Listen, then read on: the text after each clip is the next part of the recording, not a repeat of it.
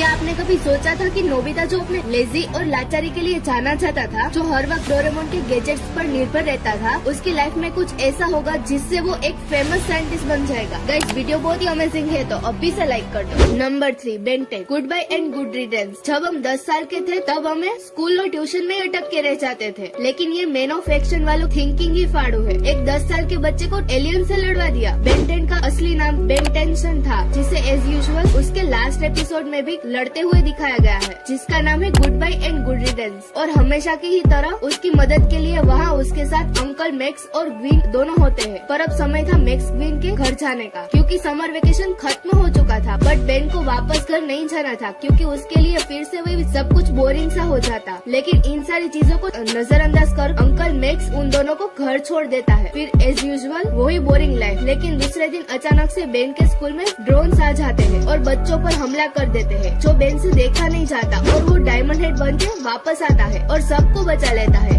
इस लड़ाई के बीच बेन के दोस्त केस और जेटी को भी बेन की असलियत पता चल जाती है। पर अचानक से वहाँ डॉक्टर एनिमो आ जाते हैं कुछ म्यूटेड एनिमल्स के साथ, जिसे देख बेन अपने ओमिट्रेक्स एक्टिवेट करता है और एपिसोड वहीं खत्म हो जाता है। तो ये बेसिकली एक इशारा था कि लड़ाइयाँ आगे भी होगी। अब स्टोरी तो हो गई, लेकिन इसके पीछे जिन्होंने मेहनत की है, थोड़ा उनके बारे में भी जान लेते हैं। बेन 10 सीरीज को मैन ऑफ एक्शन स्टूडियो ने बनाया था और इसके राइटर्स थे डुनकेन रोआलियो, जोए केसाई, जोए केली और Steven T Seagle. Man of Action Studios ने बेन 10 जैसी सीरीज के साथ साथ अल्टीमेट स्पाइडरमैन और मार्वल के साथ भी कई सीरीज बनाए हैं। इस सीरीज की शुरुआत 27 दिसंबर 2005 को हुई थी, जो कुछ 3 साल तक चली, और 15 अप्रैल 2008 को इसका फाइनल एपिसोड दिखाया गया। Number 2, Doraemon. अगर मैं कहूँ कि सूरज दिन की जगह कल से रात में उगेगा, तो क्या आप इस बात को मानोगे? नहीं ना, लेकिन ऐसा ही कुछ डोरेमोन के लास्ट एपिसोड में भी हुआ है। सूरज रात में नहीं उगा था, बल्कि नोबिता, जिसे हमने हर वक्त आलसपन काम चोरी करते देखा है,